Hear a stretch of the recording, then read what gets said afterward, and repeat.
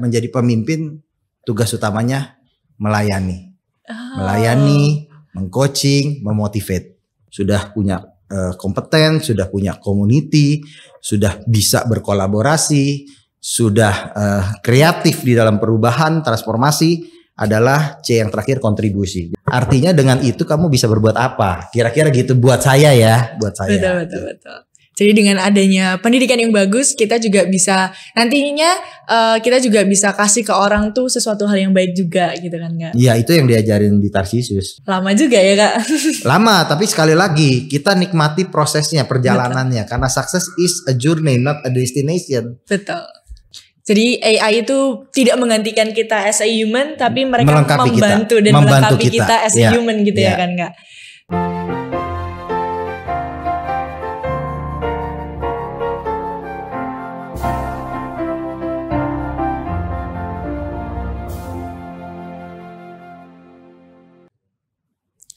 Halo Sobat YBHK, kembali lagi nih sama aku Bernadetta Dewanti Wahyuning Tias dalam podcast Sukses Bersama YBHK. Nah, di episode ke-92 ini kita akan berbincang-bincang sesuai dengan tema kita, yaitu yang diambil dari core value YBHK, yaitu adalah ketangguhan dan inovasi. Nah, di sini aku udah gak sendiri nih, aku sudah ada narasumber nih. Hai Kak. Halo. Sis Deta atau Miss Deta. Boleh dikenalin dulu Kak, namanya siapa, alumni tahun berapa? Oke, selamat pagi Sobat YBHK. Saya Michael Suharli, alumni SMP Tarsisus 2, keluar atau lulus tahun 93, lanjut di SMA Tarsisus 2, lulus tahun 96. Wow, sudah agak lumayan lama ya Kak? Ya, udah mulai begitulah. Nah, saya habis baca CV-nya itu sangat wow sekali karena isinya sangat-sangat keren tentang accounting nih Kak. Oh iya. Nah, aku mau nanya nih Kak, Kakak ini sekarang kerjanya itu sebagai apa sih Kak? Dan di bidang apa gitu? Saya sebagai CEO, sebagai CEO, Chief Executive Officer, itu tugasnya memimpin dan mengelola, memanage jaringan kantor akuntan publik, kantor konsultan pajak, kantor konsultan bisnis dan investasi. Wow. Kalau boleh tahu nama kantornya apa nih Kak? Nama kantornya SW Indonesia. SW Indonesia. Yeah. Wow. Di sini juga dijelasin Michael Suharli, a public accountant, tax attorney, dan banyak sekali. Yeah. Wow, keren. Nah, tugasnya kakak sendiri sebagai CEO di SW itu selain yang tadi udah dijelaskan, ada tugas yang lain gak sih Kak? Tugasnya segala macam sebenarnya ya. Jadi brand ambassador yes, jadi debt collector yes, ya. Jadi pelayan yes, jadi ya menjadi pemimpin tugas utamanya melayani. Melayani, mengcoaching, memotivate. Itu sih tugas utamanya. Berarti karyawannya udah banyak banget ya Kak? Saya gak menyebut karyawan, saya menyebut teman-teman di kantor adalah tim saya. Tim saya sekarang lebih dari 250 orang. Wow. Udah berapa lama tuh Kak perusahaannya berjalan? Saya mulai usaha sendiri 2002. 2002 terus berproses dari 2 tahun pertama saya tidak punya tim. Tim tetap tidak ada, tapi sekarang ya puji Tuhan berkat tagline-nya YBHK, Vince in Bono Malum. Yang artinya apa nih Kak? Artinya membalas kejahatan dengan kebaikan. Yang saya ingat, mungkin salah ya, maaf Bapak Ibu guru ya. Tapi yang saya ingat dan saya pahami dan saya jalankan, Vince in Bono Malum, itu yang kita terapkan. Oke. Berarti nilai-nilai dari YBHK tuh masih kakak pegang sampai sekarang ya Kak? Iya dong, ya SMP SMA di sini kok.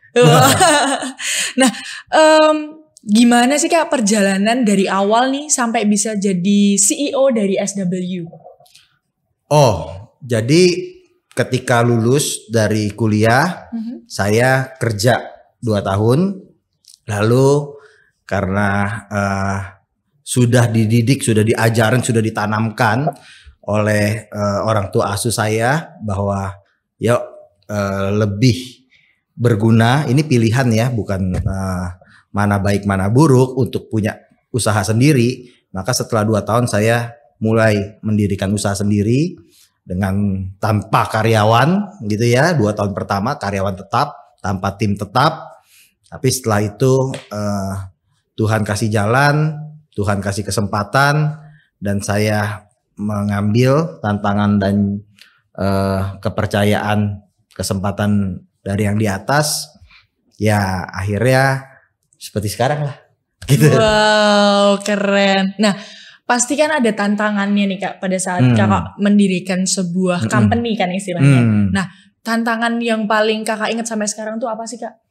Tantangan yang paling berat adalah mengatasi rasa takut ya. Jadi saya kan memulai ini dari nol, bahkan dari minus, bukan dari warisan atau dari sesuatu yang sudah jadi, sudah mature, tapi saya benar-benar dari kosong. Jadi bagaimana mengatasi rasa khawatir tidak bisa bayar gaji, khawatir tidak bisa bayar sewa, khawatir tidak punya pelanggan ya. Jadi itu sih tantangan paling berat. Tapi seiring berjalan kita melihat seperti bukunya Adversity Equation ya, bukunya Paul Coates itu bilang ada 3 tahapan. Yang pertama, ketika kita melihat sesuatu yang tinggi, kita quit, kita kabur, nggak usah deh, terlalu tinggi, terlalu besar cita-citanya. Nah, itu tantangan pertama adalah tantangan untuk bagaimana kita bisa berani mencoba untuk lebih baik, lebih tinggi, yang jauh gitu. Nah, tantangan kedua ketika sudah mendaki sebagian, kita menjadi campers, menjadi mendirikan kemah, camping ya. Jadi udah nyaman, di zona nyaman, ya kita udah dah di sini aja, terus udah mulai ya sombong, udah mulai melihat yang di bawah gitu ya. Kita lupa masih ada yang di atas kita. Nah, itu tantangan kedua. Tapi nanti kalau udah di atas tantangannya beda lagi. Tantangannya bagaimana kita melahirkan pemimpin-pemimpin baru, generasi-generasi penerus ya. Jadi saya sudah berpikir untuk itu di kantor, juga tantangan untuk membuat legacy ya, tantangan untuk berkontribusi, bagaimana berkontribusi yang relevan dengan tuntutan zaman, bagaimana berkontribusi yang punya dampak, punya impact untuk banyak orang. Wow. Gitu. Nah, tadi kan sesuai dengan buku nih Kak. Nah, kalau secara pribadinya sendiri nih Kak, gimana caranya Kak Michael ini bisa mengatasi rasa takut, rasa khawatir pada saat Kakak itu memulai sebuah company gitu? Pertama, kita punya dulu kompetens ya. Artinya kompeten itu kan 3 ya. Knowledge, skill, attitude. Jadi kita miliki dulu pengetahuan yang cukup memadai. Misalnya saya mau di akuntansi, apa bidang ini, buku-bukunya, orang-orangnya seperti apa ya, pasarnya, marketnya. Skill itu berarti kita harus bertindak. Skill yang relevan dengan tuntutan zaman. Kalau sekarang pakai digital ya pakai digital gitu ya. Lalu attitude, jadi bagaimana kita berprofesi atau berkarir dengan integritas ya. Nah, jadi pertama kompetens saja tidak cukup, kita perlu C yang kedua, community ya. Community berarti kita perlu bernetworking, kita perlu ya kan ada kata-kata yang burung-burung berkumpul jadi satu, burung-burung sejenis berkumpul jadi satu. Jadi ya kita harus membangun atau memilih hidup di dalam lingkungan yang ekosistem yang climate for action-nya sangat support dengan kita. Nah, lalu saya kembangkan lagi C yang ketiga adalah kolaboratif. Artinya bagaimana kita sudah punya kompetens, kita sudah punya community, tapi bagaimana kita bisa berkolaborasi, bisa rendah hati, bisa bersinergi, bisa memiliki kemampuan komunikasi yang baik sehingga bisa menghasilkan hasil yang 1+1 itu bukan 2. Tapi 1+1 bisa 3, 4, 5 dan seterusnya. Nah, C yang keempat itu kita tahu zaman terus berubah, maka C yang keempat itu kreatif. Artinya dalam change, dalam perubahan, dalam perkembangan, ya saya terus mengembangkan sikap-sikap inovatif kreatif seperti core value dari YBHK tadi kan. Nah, walaupun dulu belum ada istilah inovatif, ternyata sekarang saya dengar lagi nih udah balik 30 tahun kemudian, ada inovatif ya. Berarti jangan-jangan dulu ditanamin cuma nggak sadar gitu ya.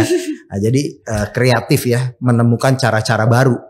Kalau kita lihat definisi di Webster Dictionary itu ya, kan Miss Deta ini English teacher kan ya. Jadi itu pengertian crazy itu adalah melakukan hal yang sama berulang-ulang tapi berharap hasil yang berbeda. Nah itu pengertian crazy di dictionary itu. Nah jadi kalau kita kreatif caranya berbeda ya. Jadi artinya gini, untuk menjadi yang terbaik terlalu berat untuk banyak orang ya. Tetapi untuk menjadi yang berbeda dalam konteks yang positif dan konstruktif itu kita bisa banyak belajar dan bisa banyak menduplikasi dari contoh-contoh yang ada. Dan C yang terakhir paling penting menurut saya, sudah punya kompeten, sudah punya community, sudah bisa berkolaborasi, sudah kreatif di dalam perubahan, transformasi, adalah C yang terakhir, kontribusi. Jadi kita kalau tidak punya kontribusi di dalam hidup ini kepada sesama kita, mula-mula dari orang terdekat kita, keluarga serumah, keluarga se-RT, selingkungan, satu kantor, satu sekolah gitu ya, sampai kepada community masyarakat global dan planet kita. Jadi kita harus berkontribusi. Jadi 5C gitu. 5C, berarti hal yang harus kita pelajarin itu paling enggak 5C itu 5C ya, itu yang saya lakukan. Wow, nah itu tadi kan hal-hal yang membuat kakak tuh kayak untuk bisa mengatasi rasa takut dan khawatir. Nah pada saat awal-awal membangun company nih kak, ada gak sih kak rasa kayak capek, rasa kayak aduh putus asa gitu, ada gak sih kak? Ya, jadi ada rumus yang bilang sukai apa yang kamu lakukan dan lakukan apa yang kamu sukai.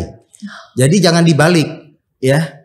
Artinya ketika kita pada waktu awal masih belum punya sumber daya yang cukup, belum punya sufficient resources, sufficient energy, sufficient network, climate, ekosistem untuk melakukan apa yang kita sukai, apa yang kita cintai ya. Kita harus mencintai atau menyukai dulu deh. Kalau mencintai terlalu jauh gitu ya, menyukai dulu deh apa keadaan kita saat ini. Artinya acceptance, kita terima, kita nggak bisa memilih lahir di keluarga mana, kita tidak bisa memilih masa lalu kita gitu ya. Jadi ya kita sukai dulu, kita syukuri dulu, kita nikmati dulu. Nanti ketika suasana hati yang menerima keadaan itu, hati yang bersyukur itu, hatinya tuh bahagia. Nah, ketika hati yang bahagia tuh peluang rezeki datang, peluang peningkatan, peluang pertumbuhan, kebaikan akan banyak datang. Nah, jadi ketika kita memperoleh resources, sumber daya untuk lebih berdaya, memilih, nah pada saat itu waktu yang tepat kita melakukan apa yang kita cintai. Nah, gitu. Oh, kuncinya adalah acceptance untuk semua hal. Acceptance dulu sih ya.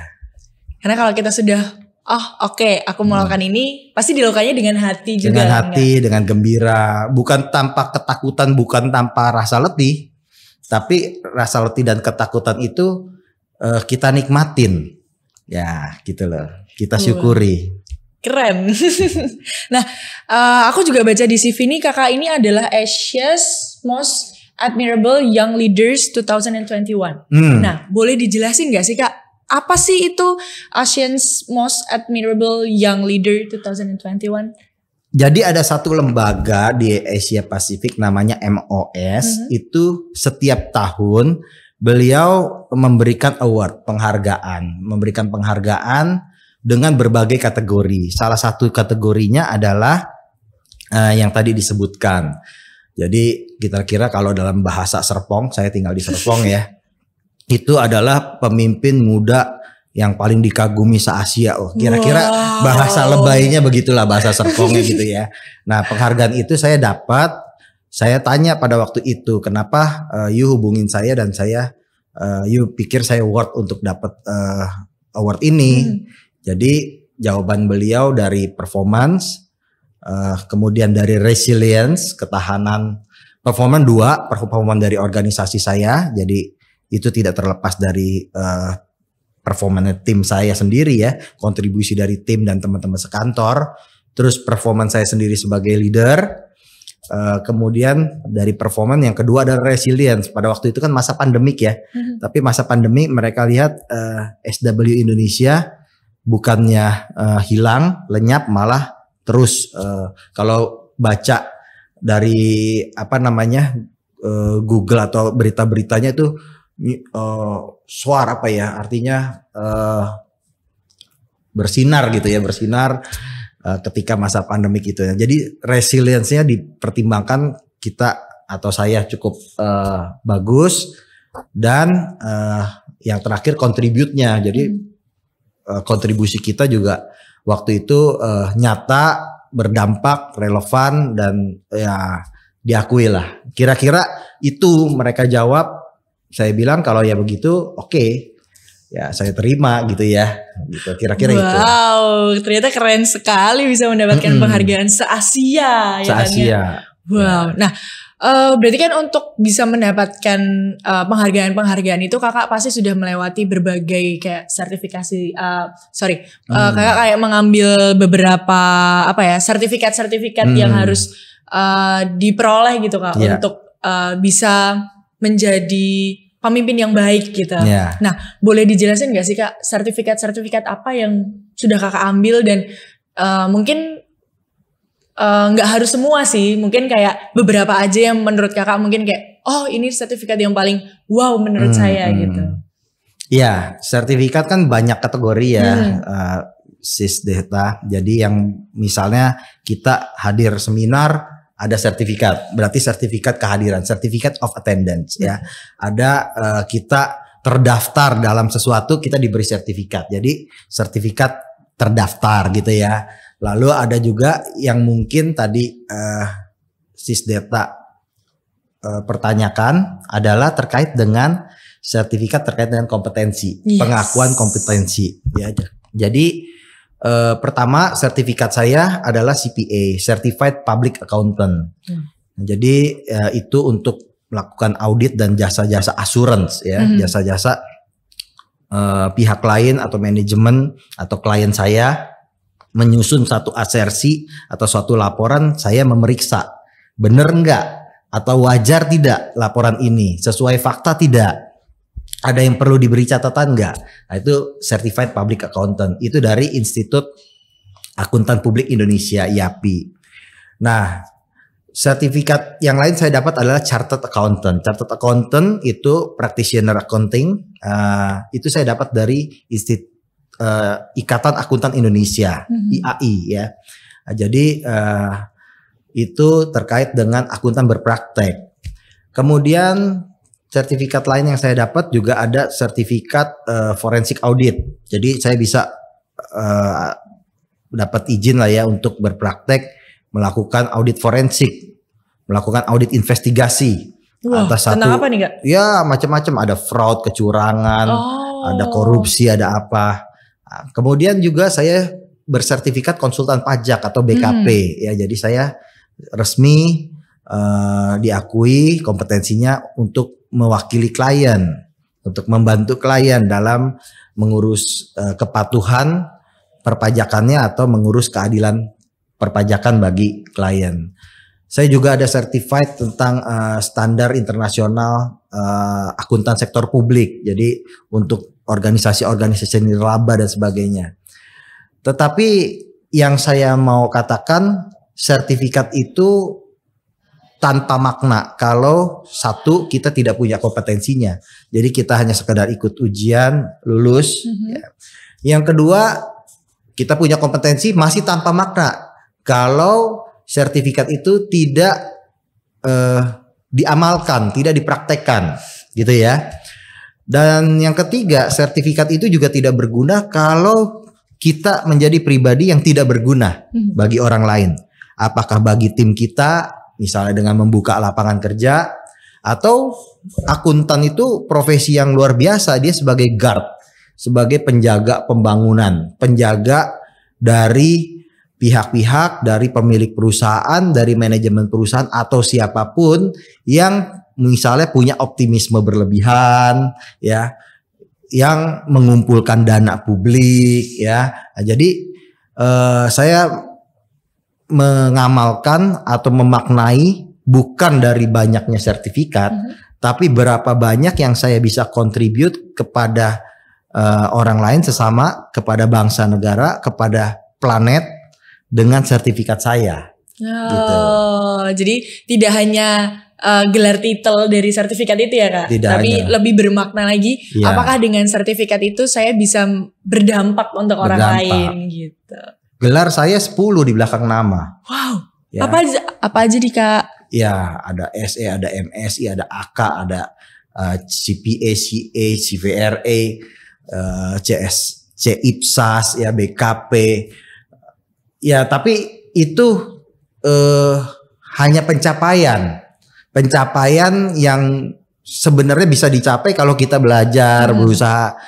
Tetapi bukan itu artinya sebenarnya. Artinya dengan itu kamu bisa berbuat apa? Kira-kira gitu buat saya ya, buat saya. Betul. Jadi dengan adanya pendidikan yang bagus, kita juga bisa nantinya kita juga bisa kasih ke orang tuh sesuatu hal yang baik juga gitu kan Kak? Iya, itu yang diajarin di Tarsisus. Wow. Ya. Nah, butuh berapa lama sih Kak? Atau berapa lama Kakak mempelajari sertifikat-sertifikat itu? Itu semua berbeda-beda relatif ya. Tetapi kembali tadi saya bilang berapa lama kita bisa memaknai sertifikat itu dengan sesuai dengan yang tadi saya maksud ya. Jadi kalau bukunya Malcolm Gladwell itu judulnya Outlier bilang kita perlu 10.000 jam untuk matang dalam sesuatu apa yang kita lakukan berulang-ulang dengan improve ya. Ada orang yang kamu pengalaman kerja sebagai apa? Sebagai A, profesi A. Berapa lama? 30 tahun. Tapi 30 tahun tanpa improve itu aja sebenarnya pengalaman cuma 1 tahun.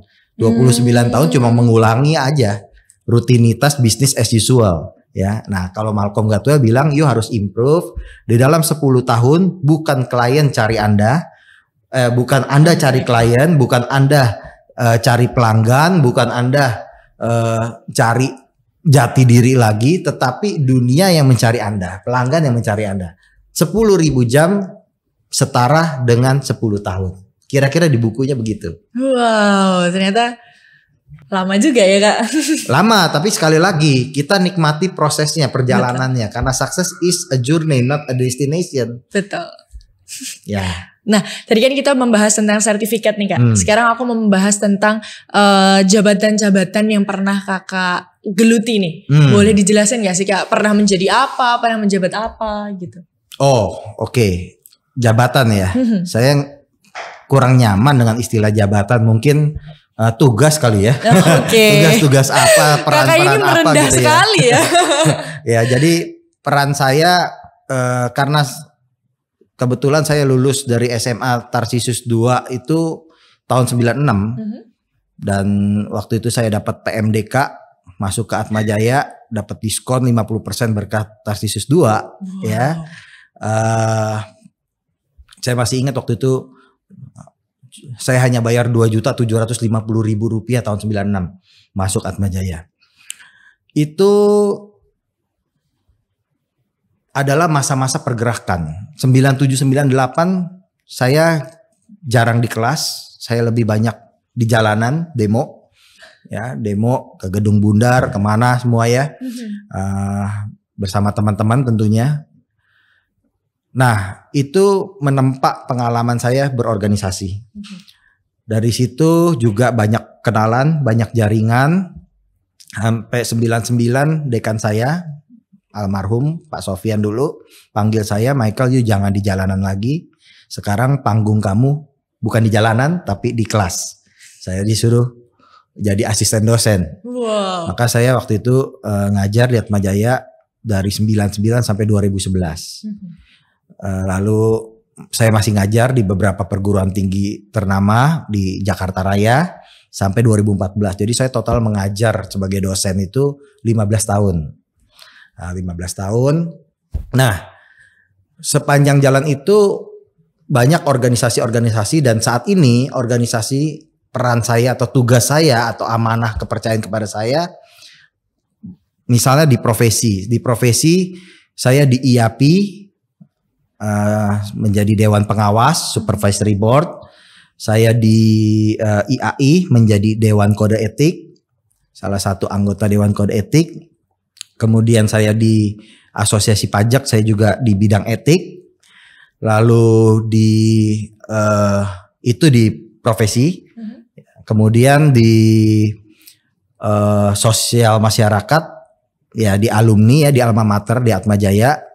Saya ketua umum alumni Universitas Katolik Indonesia Atmajaya sampai nanti 2025. Kemudian di hobi, saya ada hobi koleksi uang kuno. Nah, jadi saya Sekretaris Jenderal Masyarakat Numismatik Indonesia MNI.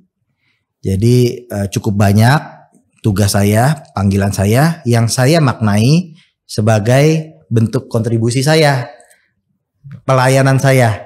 Nah, ketika katanya kan saya dapat dengan cuma-cuma, nah saya memberikan dengan cuma-cuma, kira-kira konteksnya seperti itu. Oke. Wow, ternyata tugasnya itu juga banyak. Tugasnya ya, Kak? banyak. Nah, ya.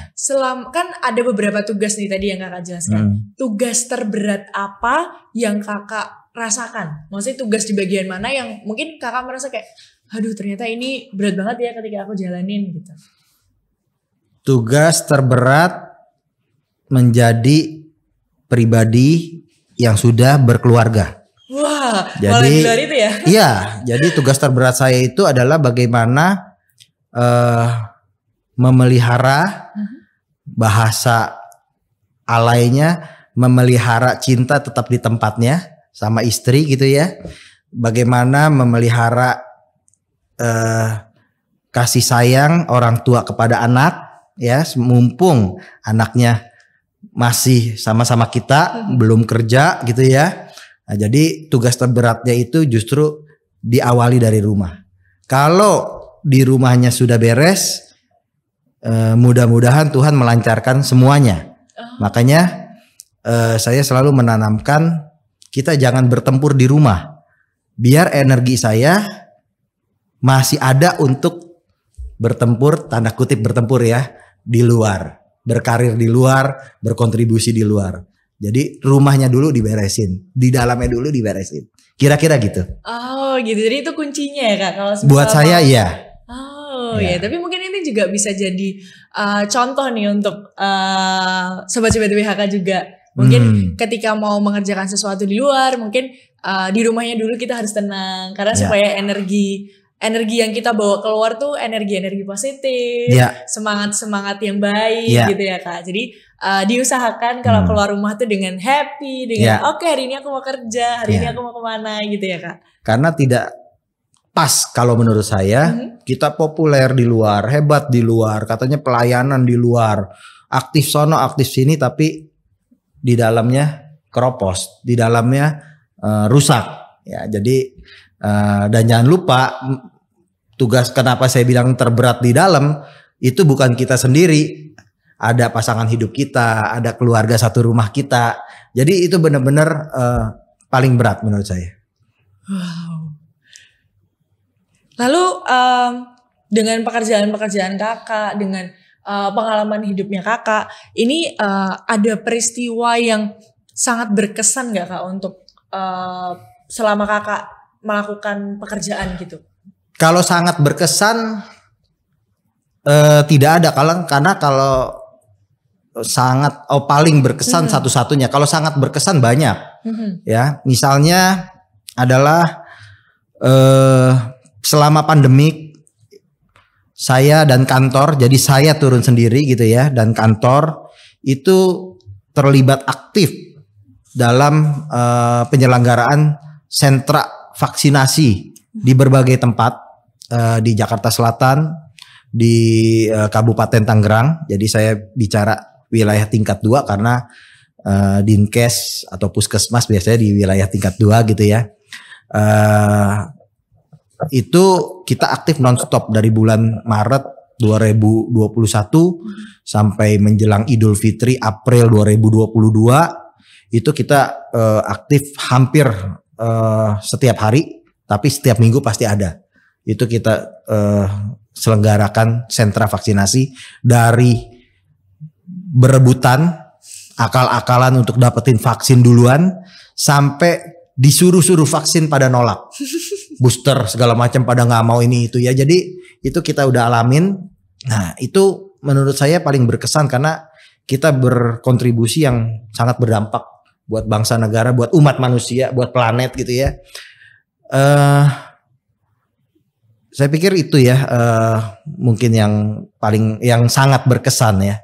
Bagaimana kita bisa berkontribusi nyata. Wow, kontribusinya menyelamatkan nyawa orang-orang ya Kak istilahnya. Dipakai Tuhan untuk gitu ya, untuk seperti itu kira-kira gitu. Wow, keren. Ternyata kontribusinya ini walaupun company-nya ini tentang accounting, tapi kontribusi untuk masyarakatnya ini sangat luas gitu. Iya, karena kan kita sekarang apapun organisasinya, apalagi di profesi akuntansi, itu kan kita campaign terkait dengan ESG. Apa itu Kak? Environmental, Social and Governance, Sustainability, berkelanjutan ya. Jadi dalam konteks berkelanjutan itu sebuah organisasi ada itu kalau dia relevan.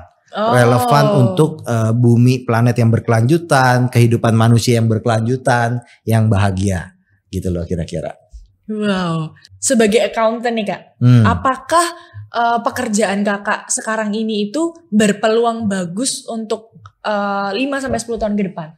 Oke, dulu saya memilih akuntan kelas 2 SMA waktu sekolah di SMA Tarsisius 2.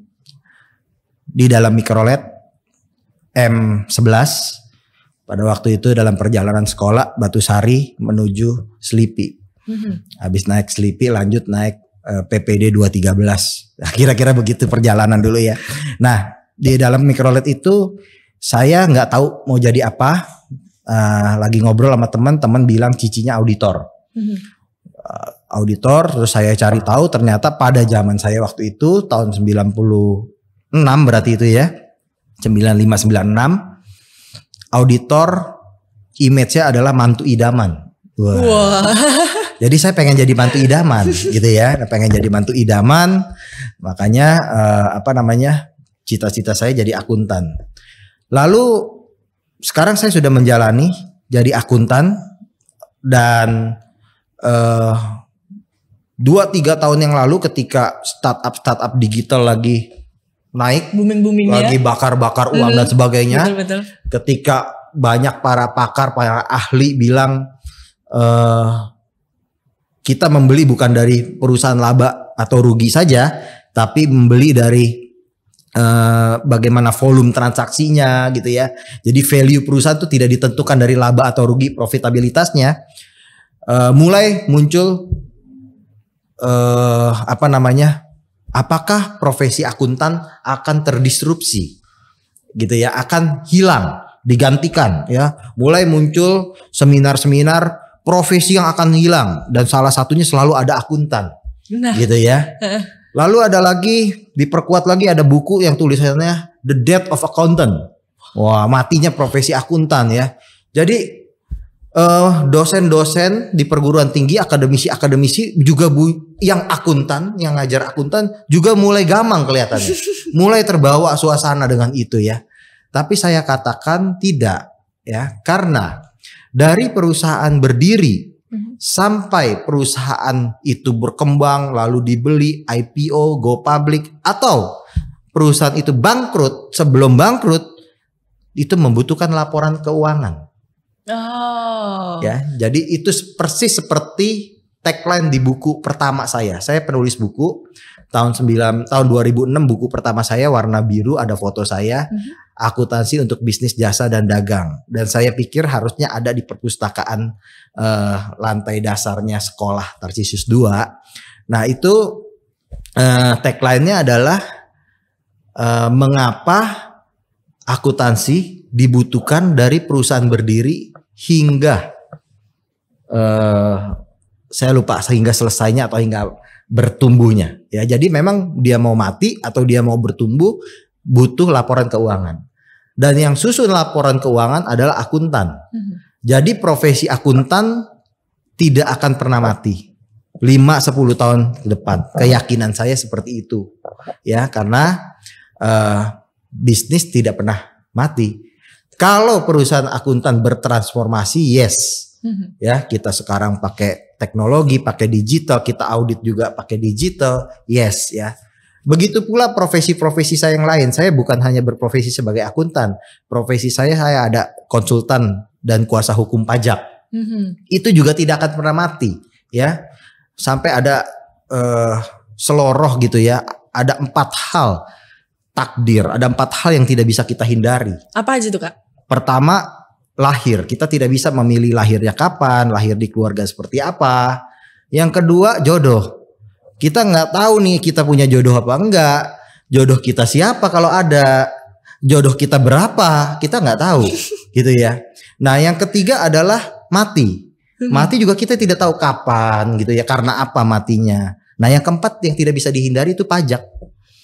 Kita makan ke restoran ada pajaknya. Betul. 10% PHR. Kalau dulu PB1 sekarang PHR. Kita beli belanja ada PPN. Jadi bagaimana mungkin profesi konsultan pajak itu mati? Saya belum punya bayangan. Nah, pajak berkaitan erat sama akuntan.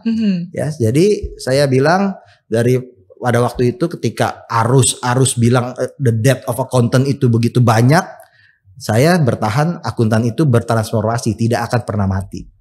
Gitu. Jadi tetap pilih akuntan. Gitu loh. Oke, nah aku tuh pernah denger nih Kak, kan 2023 ini udah booming banget namanya AI.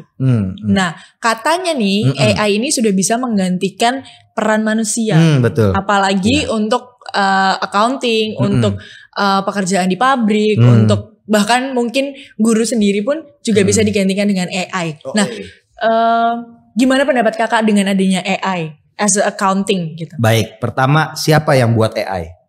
Wah, manusia. Oh iya betul. Betul ya? Betul. Terus yang kedua, siapa yang menggunakan AI? Manusia. Kalau nggak ada penggunanya, apakah AI akan berguna? Enggak. Ya, jadi kita sebut itu adalah hakikat atau hakikinya itu tetap manusia. AI tidak akan pernah bisa menggantikan manusia. Karena AI dibuat dan diciptakan oleh manusia. Masalahnya dia mendisrupsi manusia lain yang tidak literate dengan AI itu masalah lain. Tapi di belakang AI ada manusia. Pertama. Yang kedua adalah penggunanya tadi manusia. Nggak digunakan, kita abaikan rame-rame ya. Hilang juga itu AI gitu ya. Nah,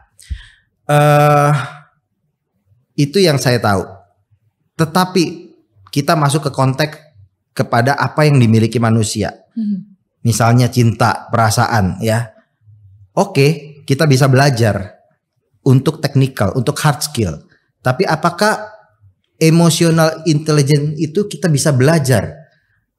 Kita kehilangan selama masa pandemik, ketemu dosen, ketemu guru kita. Bagaimana AI bisa menggantikan guru kita, bagaimana emosinya guru kita ya, cintanya guru kita, sabarnya guru kita. Akhirnya AI itu menyeleksi secara tegas, tapi guru bisa membina yang mungkin belajarnya lebih lama, mungkin belajarnya lebih malas gitu ya. Itu dalam profesi guru misalnya atau pendidik. Dalam profesi akuntan apalagi itu ada yang namanya professional judgment, ada yang namanya ethical judgment. Apakah ini benar atau salah? Apakah ini wajar atau tidak? Itu tidak akan bisa digantikan AI. If then. Tapi hidup bukan if then. Gitu ya. Hidup selalu ada variasi, selalu ada deviasi. If then itu diambil dari modus, dari yang sering muncul.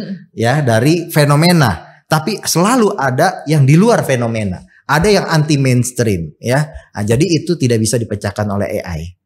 Sampai hari ini yang saya tahu. Oke, berarti kita nggak perlu worry dengan adanya AI, kita nggak perlu takut gitu ya Kak, karena selama itu masih buatan manusia ya kita juga manusia gitu. Iya, kita harus memanfaatkan AI untuk pertumbuhan kita, bukan pertumbuhan dompet doang, pertumbuhan rekening doang, tapi pertumbuhan mindset kita, pertumbuhan cara berpikir kita, pertumbuhan cara memandang kita, gitu loh. Jadi AI itu tidak menggantikan kita as a human, tapi mereka melengkapi membantu kita. dan melengkapi kita as a human gitu ya kan Kak. Oke, karena ya manusia lebih fleksibel daripada robot, daripada AI gitu ya kan Kak. Ya, katakanlah sekarang kita punya handphone, kita tutup aja satu hari. Apakah kita kenapa-napa? Kan tidak. Ini kan bagian dari AI juga nih. Banyak AI di dalam sini ya. Kita nonaktifkan aja. Kita main dengan keluarga happy-happy. Mau di pantai apa di gunung ya. Ku pergi ke pantai apa ku pergi ke gunung. Mana yang kamu suka ya. Itulah manusia gitu loh. Gak perlu kita tergantung kepada ini. Betul. Nah untuk yang terakhir nih Kak. Pesan untuk generasi muda zaman sekarang nih apa Kak? Pesan untuk sobat-sobat YBHK. Apa yang harus mereka lakukan? Apa yang harus mereka geluti gitu Kak? Pertama belajar. Ya karena belajar. Kenapa nih Kak belajar? Ya karena kita perlu terus menambah knowledge, terus meningkatkan skill, terus memperbaiki attitude. Dalam konteks kompeten tadi. Jadi belajar, dan belajar. Dengan saya 5 tahun yang lalu, dengan saya 5 tahun ke depan, itu orang yang sama. Kecuali buku yang saya baca sama orang-orang yang saya temui. Itu yang membuat saya berbeda. Nah, kemudian yang kedua, bertahan. Nggak ada hidup yang jalannya lurus, santai, enak dan sebagainya. Ya, jadi kalau lihat sekarang, wah kok enak gitu kelihatannya. Tapi kalau lihat dulu saya di SMP Tarsius 2, setengah mati, gelantungan di Kopaja gitu ya. Kalau punya duit bisa naik mikrolet, kalau nggak punya duit jalan kaki dari Rawabelong ke Batusari, gitu ya. Jadi bertahan.